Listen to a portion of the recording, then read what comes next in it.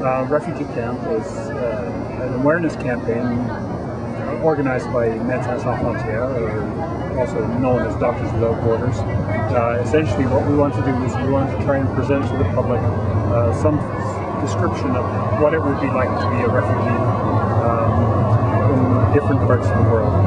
Obviously we can't show you exactly what it's like, but we will give you an idea by showing you different types of shelter that you may encounter as a refugee, where you would get food, where you would get water, what you would do for toilet or latrine facilities, so your hygiene, and once we've sort of provided you with the basics, which either MSF or some other organization would probably do, then we would introduce you to the actual work that MSF does, including mental health, your basic standard health care, which is based on a clinic program, and then from there we look at vaccination programs, nutrition programs for malnourished children, and also in critical cases, which don't always happen, but often you will run into situations where cholera will break out, and cholera is a bacteria disease that really can knock the population back, and in fact, in a refugee type of situation, actually kill a lot of people. Further than that, once we get through that, the whole process of what MSF is doing, then we will introduce you to a number of refugee lives in a sort of a testimonial tent, which describes different people from different parts of the world and how their life has been affected by being a refugee. Through that, then you're pretty well done your tour of refugee camp. It will take you about an hour. And what do you hope that students or the public gets out of this from being here? We really hope that they build an awareness of what's happening in many places in the world, the kinds of situations that based on conflict and war generate this kind of the resulting sort of refugee camp situation, or in some cases just internally displaced situations.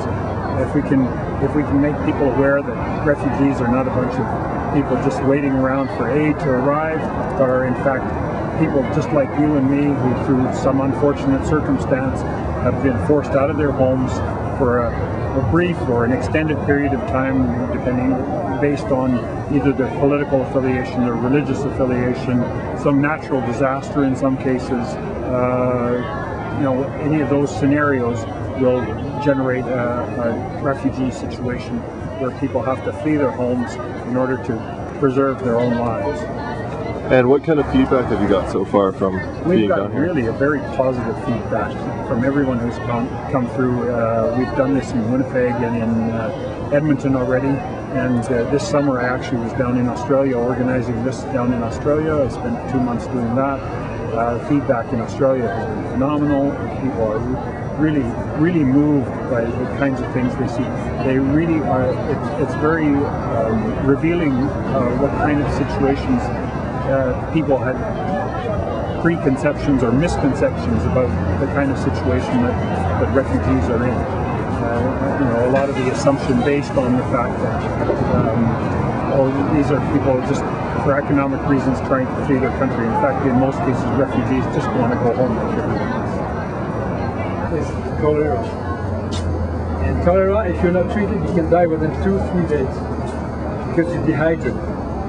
Once cholera starts, you have runs, and the water drains just out of your body, will start vomiting, and when you start that stage, you get weaker and weaker and weaker. There's no point. But you catch them on time, we'll be able to cure them pretty quickly. Like they may come in very low, but within 3 days they will get up more. So this is pretty good. You see the hole in the bed there? Yeah. What do you think it is? The depth key. People only have the strength to go to the latrines, so you put a bucket underneath with a bit of water and chlorine, and they'll run.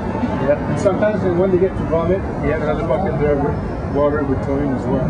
The people working in here, this is washed so many times a day.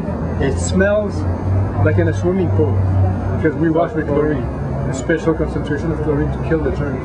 And people will work all the time rubber gloves, rubber boots, all the time, nothing else.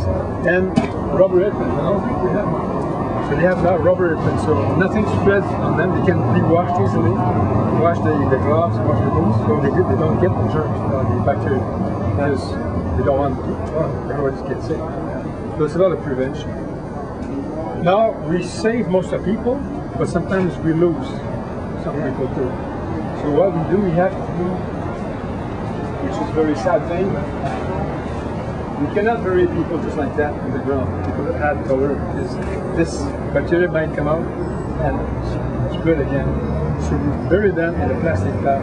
But now in some countries, you have to be very careful because of religious beliefs, cultural beliefs, or whatever. The arm of the kid, put that on his left hand muscle here in the middle of the arm, and we get measurements. And from the age, you should have a certain color on here. And the more red you go, worse is malnutrition states. And what is the difference between malnutrition and hunger, you think?